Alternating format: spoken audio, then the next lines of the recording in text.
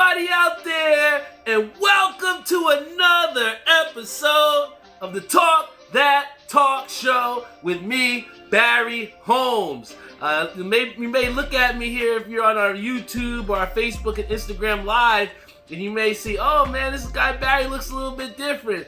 But I woke up today, and I think a lot of times, we get used to seeing the same face over and over again. And I had, pretty much been rocking this beard for the last couple years now.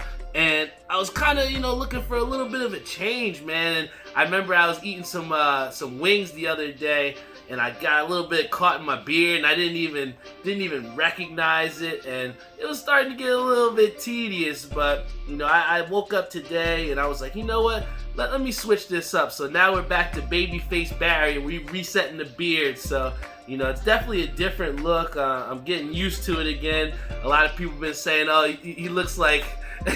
They've been really gassing me these past couple hours with some of the friends that have seen this. The memes are already circulating in the group chat. But I'm definitely, don't worry guys, the beard is going to be back soon. But I had to switch it up, and I tell you guys too, don't be afraid to switch it up a little bit. At first, I was definitely when I looked at it in the mirror, I was like, damn, I probably shouldn't have done that. But through going through this a little bit more now, I'm starting to get used to having the no beard. My boy Andrew Lynch says James Harden would not approve. I know, but don't worry, guys. Part of the big reason also why I wanted to cut it too is, when you're able to cut your beard, then it grows back a little bit more thicker. So I know with cutting it, sometimes you don't want to go this low, but don't worry, guys. I'm gonna have the beard back very, very soon. Nick Knight said it too. He goes, "Babyface Barry." It might have knocked some years off me. Who knows, guys? If people are out here saying I look, 25, 24 again, I might have to keep this down, man. Like they say, black don't crack, man. It kind of reminded me of that with this baby face here. But we got a great show lined up for you here today, guys, as per usual. We're not going to have a guest on the show today, so you got 100% of Barry tonight. And like I said, I'm just excited to hop here on the mic. It's been a long week. I got a chance to, how could I say? I got a chance to go golfing.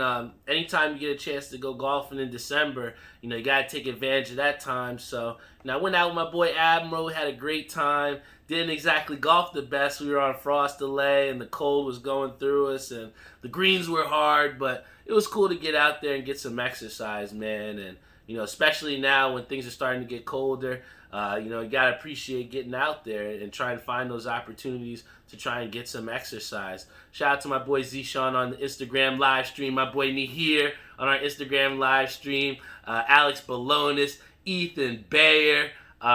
It's like I said, we have a loyal fanship here, and I wouldn't be here if it wasn't for my sponsors. So you want to give a big shout out to my sponsors. Air We Are, for the best air conditioning and heating needs that you might need. They gave me this dope long sleeve, so I had to rock it for my boys. Gotta shout them out over at Air We Are. Also want to give a shout out to 91s.com. They got the best acid wash apparel in the game. Also want to give a shout out to my boy Savion over at Skydye Socks. He's creating some dope stuff. You're going to want to check his page out on Instagram. Hit him up, see if you can get yourself some fresh, individualized socks of your choice, and maybe some Carhartt in there too. Also want to give a shout out to my boy 13 and a half clothing brand. Angelo's doing big things. You're going to want to hit him up, see what you can do, and see if you can support him in some of his lines that he has coming out as well too. Also want to give a shout out to Maria and Joe Snow, trying to help people to get their financial freedom over in New York Life. If you're looking to try and get yourself on a plan and put some money away, you're going to want to hit them up, and they'll get you on the right path towards getting that financial freedom.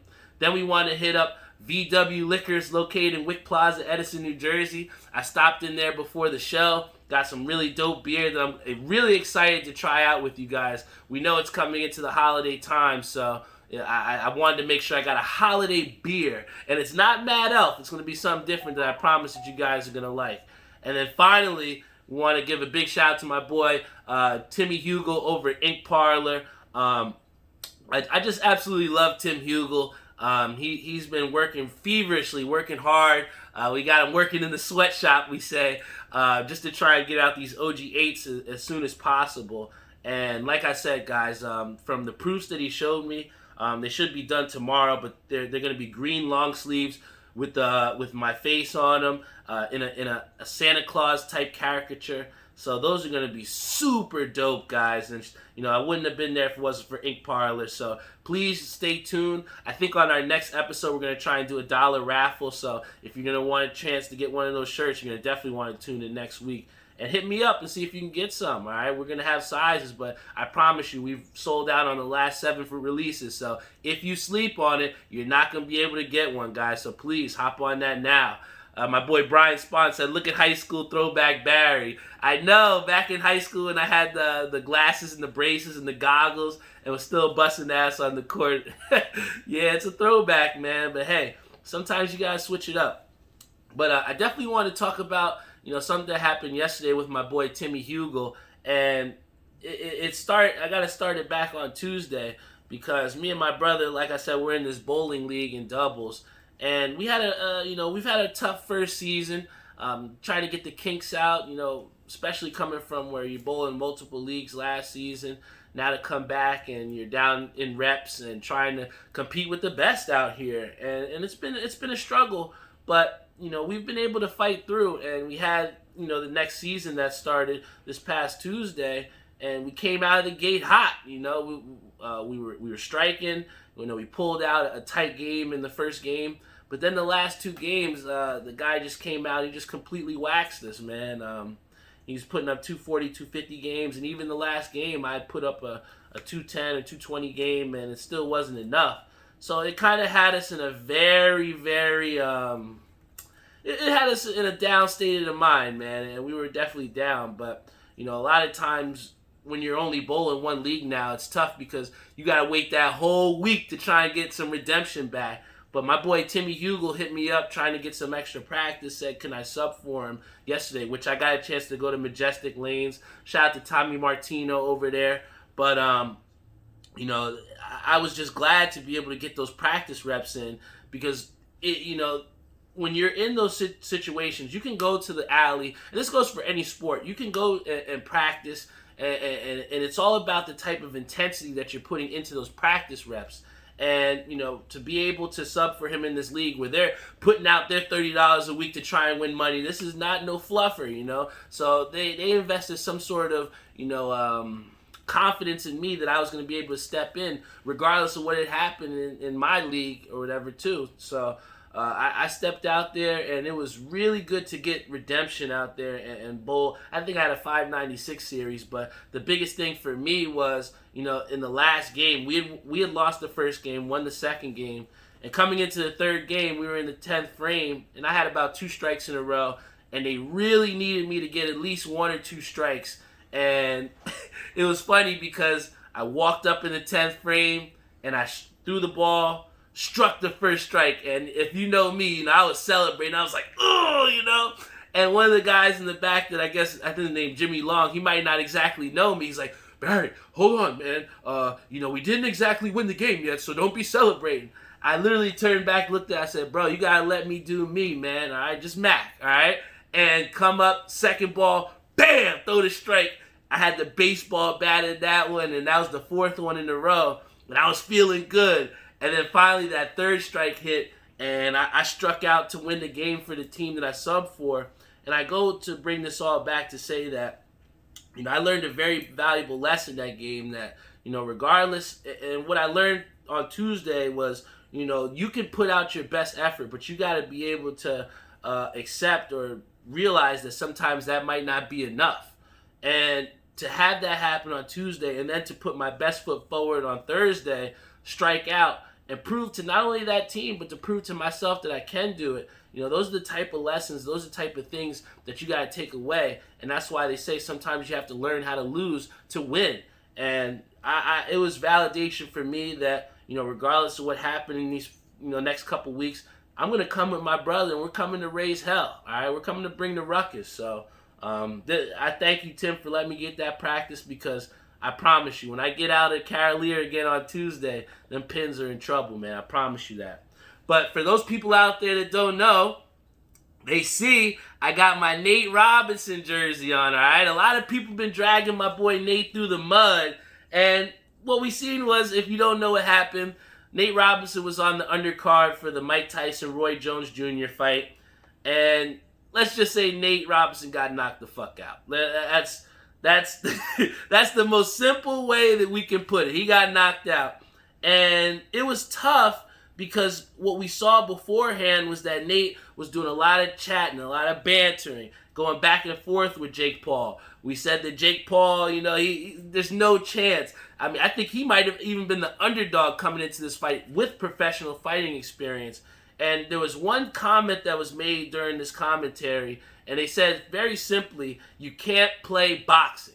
And that's 100% true. You can't just come out here thinking that you can just lace them up on the gloves, and just because you won a couple of streets fights in the hood, that you're going to be all right. When you have someone that has professional training and is coming out there and has a plan, not just going out there swinging, but has a plan, you are in for problems. And I think what Nate Robinson saw is, and for anybody that's not even a fighting fan or just casual fighting fan out there, you're never going to want to do what Nate Robinson did over there. He was charging in face first, trying to come in there, and the speed of which he was going, it just wasn't a pace that was sustainable. So, whether you're a professional boxer, whether you're an amateur boxer, what you saw from Nate Robinson is the exact opposite of what you want to do.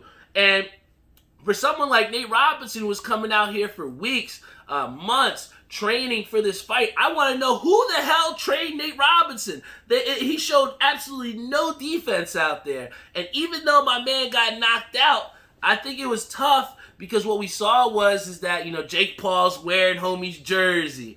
And then afterwards, you got everybody that's absolutely blasting him on Twitter and blasting him all over social media. And one of the things that I just did not like was the fact that you had people that were doing the Nate Robinson challenge. And pretty much what it was is you laying face down, and it just, I didn't like the image of that, man. And I don't want to bring it or elevate it to that point of saying that, oh, it's like our boy Floyd and how people were doing the George Floyd challenge, which was absolutely disgusting. But I will say this, that, when we have our black athletes that try and perform out there and give us some side of entertainment and try to, put some sort of their best effort forward to elevate us in this time. I just thought it was tough especially when Nate Robinson put this pressure on himself to represent the NBA. He just had a really uphill battle, man. And I just think it was tough that people were out there doing this challenge and just pretty much dragging him through the mud. And it's one of those things where I took to it and I said, I know the lesson of not trying to knock somebody when they're down or kick them when they're down.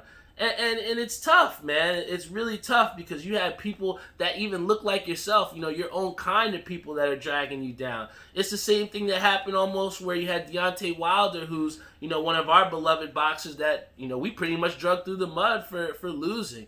And, we've had a couple athletes out there that, came to Nate Robinson's side and said, hey, we respect you.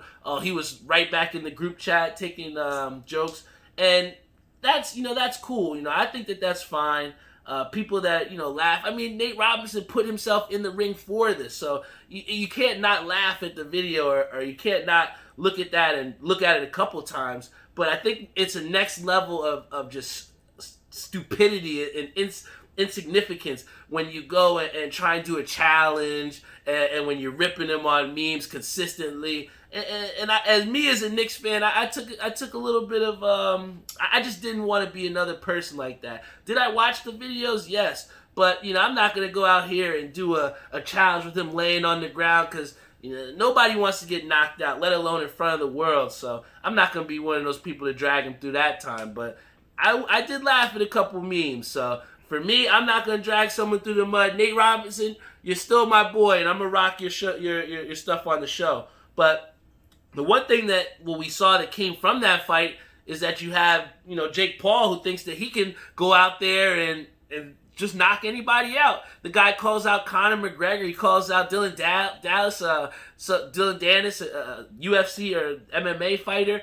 And I just don't believe that Jake Paul is somebody that we can seriously take as a contender.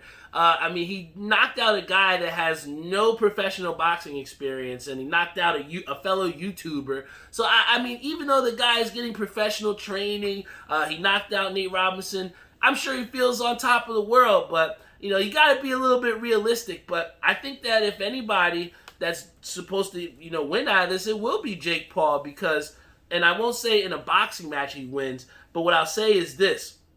Jake Paul has elevated himself into the conversation. You know, he's surrounded himself, you know, creating this hype, being this whole sensational personality, whatever you want to call it.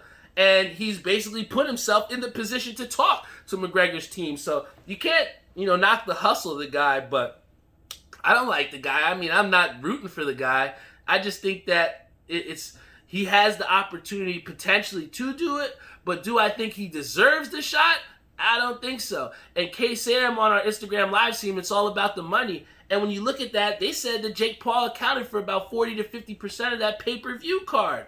So it's hard not to believe, or it's hard not for the people that are in the matchmaking business of this sport to not see that this money is there and the advantage to make some money will be there. I mean, can you imagine if a Jake Paul fight would, you know, turn out more than a Terrence Crawford fight, who they said struggled to sell out, and he's an actual champion? That's what really makes this whole boxing thing really weird, dude. But the one thing going off of boxing that we saw that was actually also weird as well, too, was that we saw that Russell Westbrook got traded for John Wall in a first-round pick.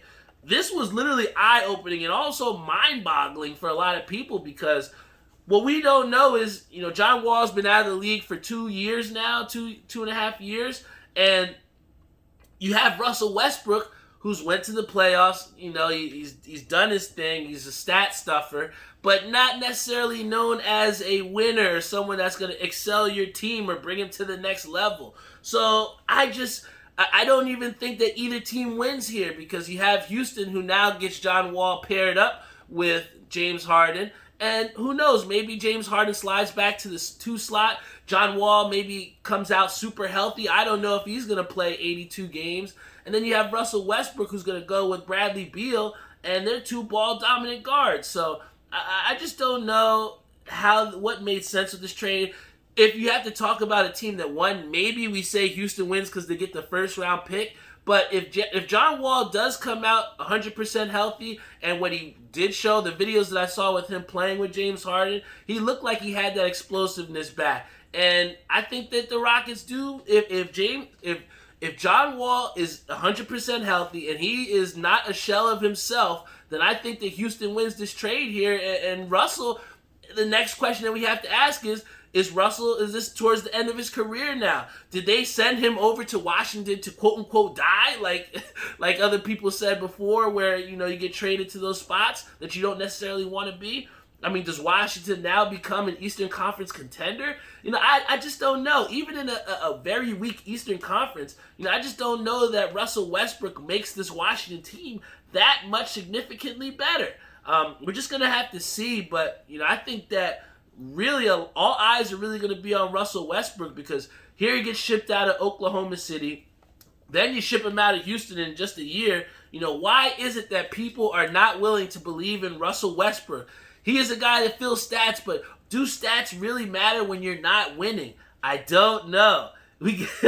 He said, Pete the Fitted Lord. Shout out to my boy Pete who's in here and my boy Theo. We had also, he said, John Wall, Harden, and Boogie. Wall and Boogie reunited. Yeah, we're going to see that Houston is going to be, it's going to be interesting to see them play. And I'm looking forward to it, especially because the NBA is coming back here in December. So we don't have to wait too long to see what's going to happen with these teams. But what we have seen is that this offseason has been pretty interesting. But we talk about the NBA who's, you know, about to start up. We also got to talk about the NFL who's trying to hit this home stretch here. We have the Baltimore Ravens who had an entire, you know, pretty much half the team, to over 20 players that tested positive for COVID. You know, it makes it difficult and it makes general concern for these other teams moving into the, you know, this playoff round and how the NFL is going to try and potentially stop these outbreaks from happening, because that could be the absolute worst thing to happen, where you have, hundreds of millions of dollars that go into televising these playoff games, and then you're not able to service a full team. So that's definitely a big concern with 5 weeks left to go. But we do have the end, which is near, so it is time for us to try and make a little bit of our Super Bowl predictions, right? And right now for the AFC, I don't give a damn if the Steelers are undefeated. I tell you, there's nobody that's going to beat this Chiefs team except for the Kansas City Chiefs. If they play no turnover football, if the defense can get off of the field, and if Pat Mahomes if he can just be a percentage of himself, I just don't think that any team can absolutely stop this team. And the Steelers, they've beat some teams where the caliber of the teams where they should be. I'm not 100% sure.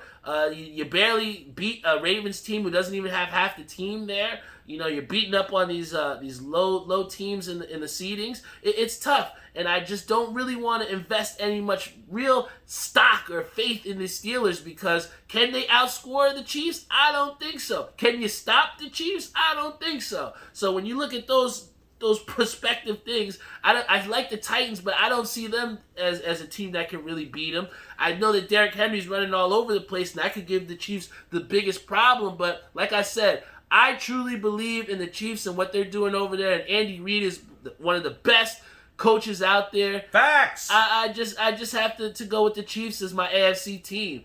I have to say that on the NFC side, it gets a little bit tricky. We're not going to see anybody from the NFC East move forward to the Super Bowl. I don't think that that's going to happen. That's one of the worst divisions, if not the worst division in the league. And I just don't see any prospects out of there. Any team that makes it from there, is just going to be happy to make the playoffs. But, when I look at this team, there's a couple teams that really come to mind on, the NFC side. I've kind of lost a little bit of faith in the Green Bay Packers. I like them a lot, but what they've shown is those chinks in the armor, or those things that don't necessarily make me want to believe in them too much, especially with the way that they've lost to high-quality opponents. So I like them, but I'm not exactly sold on them. The same can go for Seattle. Seattle looked unstoppable at the beginning of the year. But what we saw is Russell Wilson has kind of hit this patch a little bit, and the team struggled. I know they got a big win. I think it was either Monday night or Sunday night. But, I just look at that Seattle Seahawks team, and I look at a defense that it's not exactly the best. And when we have to break it all down, and I look at the most complete team in the NFC, I think that we got to look no further than the New Orleans Saints. I mean, you lose Drew Brees, and you're still putting up 30-plus points against whatever team that they played against. I mean, Denver might not have had a quarterback out there, but they still had a defense. They still had a good defense to try and stop them. And you got Taysom Hill out there who's making the team look very dynamic. The defense is hitting hard over in New Orleans. I think that the New Orleans Saints are going to be the team to come out of the NFC, but is any team, like I said, going to be able to beat the Chiefs? I just don't see it happening. So, like I said, as these last 5 weeks come down, we're going to start to see those wild card teams shake out. We're going to see who makes it in. But, ultimately, it's going to be who the hell can beat the Chiefs. And I just don't see that anybody's going to be able to beat my team, dog. So if you think you can, step up. But, what we do see also that's coming back this Sunday, put yourself in the chat if you think that you're excited for Power to come back, all right? We've been waiting a long time. 50 hit us with this midseason finale bullshit. I don't know what he's doing with it, but I'm just happy to have Power Book 2 come back. And, what I'm looking forward to in this last whatever episodes in the Power Book 2 is I need to see Tariq get the most epic death scene of all time, all right? I'm just tired of Tariq, and it's just, he just makes such snakish moves, and he's just such a easy character to not like, with just all the backstabbing and snake stuff that he's doing. And of course, we're not gonna get upset to see Paige Hurd a little bit more, so I'm excited to see her on the show. But it's good to have a show back. I'm somebody that plays a lot of Xbox and don't exactly watch a lot of shows too much, and thanks to my boy Jeffrey. Shout out to Jeff, but he put me on to Power, so I definitely enjoy watching Power Book 2. Is it as good as Power? I don't think so yet, or at all. I gotta say, I love Ghost. It's hard to watch that show not with Ghost out there. And Tariq is definitely a good villain, but all in all, I think the original Power is better. But am I still gonna watch Power Book 2? Of course I'm gonna watch it, and I think you guys should too. So definitely check it out on Sunday, whether you're watching it on Starz app or watching it through whatever streaming platform. Definitely gonna want to check it out because I'll definitely be tuned in as well too. And one last thing that we're also gonna have on the horizon that I don't know if everybody else is hype about. We talked about Gucci Mane and Jeezy that were gonna be on the Versus battle, but look at what we actually have on the horizon. We got French Montana and Jim Jones, who said that they are gonna go on a Versus battle for us for our entertainment, guys. This is going to be a great battle of musical minds. I mean, is I don't know if French Montana is still as hot as he was back in his Coke Wave days, but Jim Jones has been somebody that's been able to stay relevant, and I like this, man. I'll definitely be happy to hear some of the joints that Jim Jones decides to pick for his battle. Are we going to hear a lot of Dipset stuff? We're going to hear some of his solo stuff, because the stuff that he's put out recently has been hot. I think the album he had last year was pretty dope too. So, French Montana also has that extensive library. I mean, he has the Coke Wave, the Coke Boys days, the Max B. It's going to be interesting to see what songs French Montana picks too. And, I think that this Versus battles have been really dope to watch, and it's been very entertaining.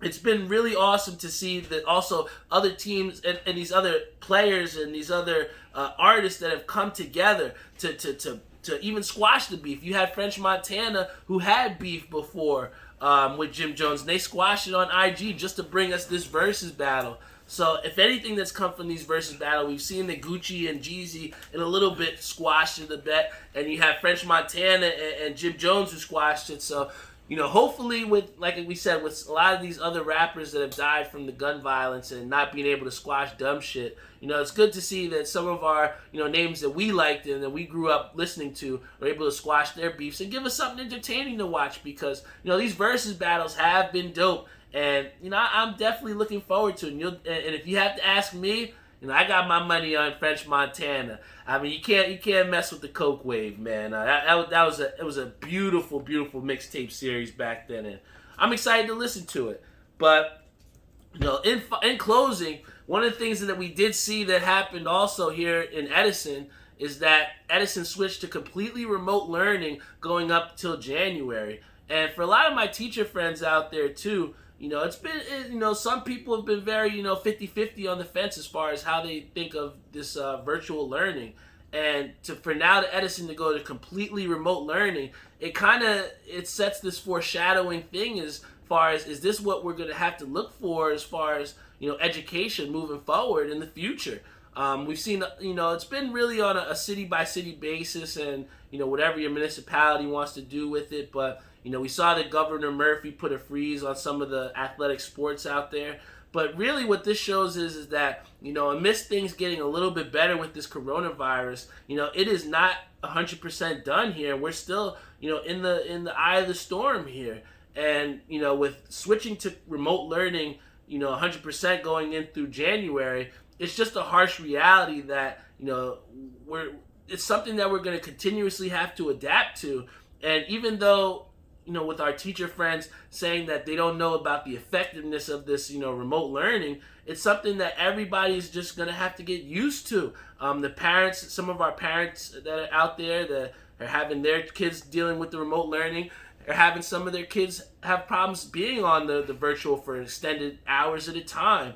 And for me, coming as somebody that worked in the school district for a long time, I feel for these kids who are getting pretty much some of their childhood taken away, by not being able to go to schools. And, I know that it's for the better of everybody, and I know that it's just to try and help us and for the safety of everyone else out there to try and beat this. But, it's just tough to see these kids, having to deal with going through remote learning for such long periods of time. And I just wonder if they're going to get and be afforded the same effective, education that we got. And we know a lot of the focus has been, around losing events or losing those experiences that we had in high school or elementary school, for being in person and just being in gym class, right? So I had a conversation with my one friend, and they're talking about, doing virtual gym class, and it just seems so crazy that this is our reality right now. And I just hope in the future that we can get back into the classrooms, because I know my teacher friends out there, they're definitely struggling with this virtual learning, especially here in Edison and, throughout the different places in New Jersey. But, we just got to try and do what we need to do to wear the mask, put our families in the best position to get past this and to move forward. But, like Carl says, it's unreal, man, but it's definitely our reality right now. But, something that I definitely want to keep in perspective and not lose sight of, because, amidst this, everything that's happening, even though this is our reality, we can't make any excuses out there. We got to try and push forward and do the right things so that we can beat this and try and have some more positive outcomes on the horizon. So all my teachers out there, I definitely respect you for doing what you do. I know virtual learning isn't easy, and I know that you're doing an amazing job to give our future generations some great education. So thank you guys for doing what you do, because I know that this isn't easy. I know it's not, not exactly the best and ideal situation, but the things that you're doing, it doesn't go unnoticed. And I just want to thank you guys here on the show, because I just know how difficult it is, and I appreciate you. So thank you so much. But in closing, guys, thank you so much for tuning into another episode here of this Talk That Talk show. You got some people that are saying about my pink brim. I did get my order in from Hat Club. This was one of the all-star pre-orders from way back. I can't even remember when.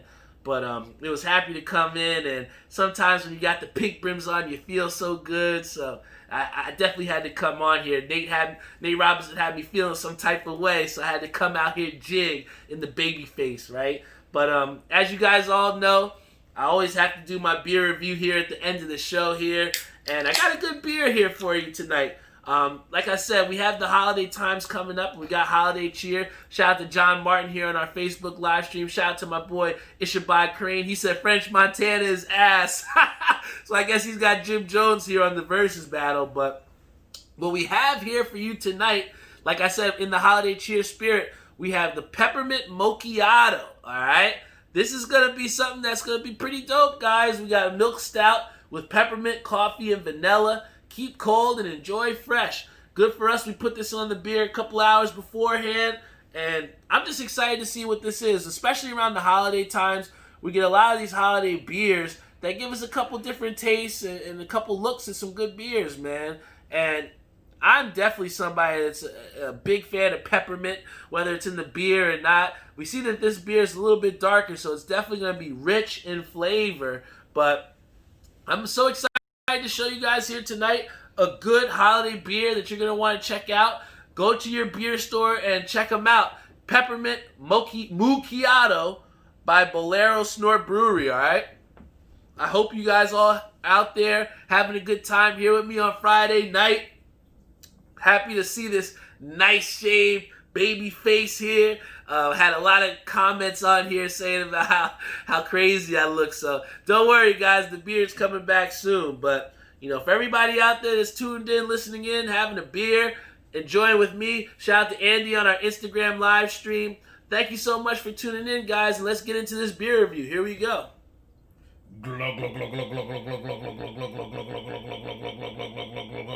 Why not start your holiday season with a peppermint Mochiato from Bolero Snort Brewery? This is pretty good. One thing I'll say is that the peppermint definitely hits you right away when you're first having this beer. It almost gives you that York peppermint patty-ish type taste. But you can definitely taste that mochiato or whatever type of vanilla or coffee type flavor that you want to put in it, and I think it makes for a good combination. I probably won't drink 3 of these or 2 of these, but for the one, I can definitely handle one of them, and I would definitely make a suggestion to trying to get it. Out of 1 to 10, I think I'll give this beer a 7. All right, I think this it's definitely got some good flavor to it. I'm big on redrinkability, so I just don't know that I can maybe have 2, 3, 4 of these. So that's the only thing that gives us a little bit of a notch down. But if you're looking for something to bring over to your friends for your Christmas party that's happening, socially distanced, of course, but you're definitely going to want to try and check out this peppermint macchiato, and it's not going to let you down here, guys. But this is the Talk That Talk show. Talk that talk! You can always check us out on Spotify, Google Podcasts, Apple Podcasts, pretty much any streaming platform, you name it, we are on it. Check us out also on our Instagram, _ Talk That Talk show. Like I said, we have these OG8s that are going to be coming out soon. Message us on there. See if you can find a way to get yourself one of these green long sleeves that are going to be coming out. Perfect gift for Christmas time, guys. Like I said, I've had 7 straight releases where we sold out. So it just feels really, really good to just go out there and give you guys another release, and hopefully that you guys believe in me enough to try and support this vision, man. I just am humbled each and every week to come before you and deliver a quality show, and we still have people that are tuned in on Instagram and Facebook and YouTube and just want to come and see what we're talking about, because, you know, for weeks that sometimes we don't feel 100% up to it, I feel as a personal service to y'all to make sure that I'm not going to stop and that you're not going to look here on Friday at 8:30 and not have this show to listen to. Because we have loyal viewers out there. We have people that support with the shirts, support with the episodes, and support with watching live, and that want to come on the show, and they're telling people about this show. And that is the type of support that continues to push me and propel me forward to give you guys the best version of myself every Friday night at 8:30 on this podcast for you all. So, like I said, thank you so much for your support. Finally, in closing, we got to thank our sponsors. Thank you, VW Liquors, located in Wick Plaza, Edison, New Jersey. Let's go, Mets! Let's go, Mets! We always do that for Dave at the end of the show. Shout out to my boy Timmy over there, Gabe Azzarello, Crystal Dice, Caroline, everybody over at VW Liquors. I love them very much. They do a great job in giving us some of the best selection in the game. Gotta give a shout out to Air We Are. Like I said, my boy is doing great jobs over there to bring people some good air conditioning and heating needs. So please hit them up. They don't just do cooling, they do heating as well too. So hit them up over at Air We Are. Also want to hit up Angelo Crognali over at 13 and a Half Clothing Company. He's doing big things. He's got some big things lined up for his brand. So you're going to want to hit him up and check him out, all right? Also give a shout out to Savion Gaynor over at Sky-Dye Socks. He's got some dope things and dope things lined up as far as his socks and some of the stuff with his Carhartt stuff too. So you're going to hit him up and he'll definitely hook you up with some hot, incredibly dope shit, all right? And then also we want to give a big shout out to my boy Timmy Hugel over at Ink Parlor, trying to put some of my best things out there. He continues to help and be a great creative partner with me. I love him to death, and, you know, that's my guy. So you're going to want to hit him over at Ink Parlor for sure. Then you're going to want to hit up 91s.com. They're the best acid wash apparel in the game. They're doing a great job, my boy Cody Bromley, of putting out. I think they got some graham cracker collection that should be pretty dope too. So you go on and check them out and see what they got on the website. And then finally, my boy Joe Snow and Maria over at New York Life. They're doing a great job of bringing people financial freedom and putting them on a plan and a path to get them where they want to be. You know, whether you got a little bit of money or whether you got a lot of money stored out, they're going to show you the best way to use that money to get you the financial freedom that you are looking for. So like I said, I wouldn't be here if it wasn't for the sponsors. I wouldn't be here if it wasn't for the people that continue to religiously come here and watch this show each week. I love you guys each and every week. I love you through and through. You're the people and the reason why I'm able to come here on this show and give you everything I got to give you the best show possible. So thank you so much. I love you all. This is the Talk That Talk show. Talk that talk! 82 is in the books, guys. This is the home stretch to get to 100, man. It seems so impossible at the beginning, but like I said, with each week, we inch closer and closer to getting to that 100th episode. So thanks for being with me here on this journey, guys. I love you all, and I'll see you next week, all right?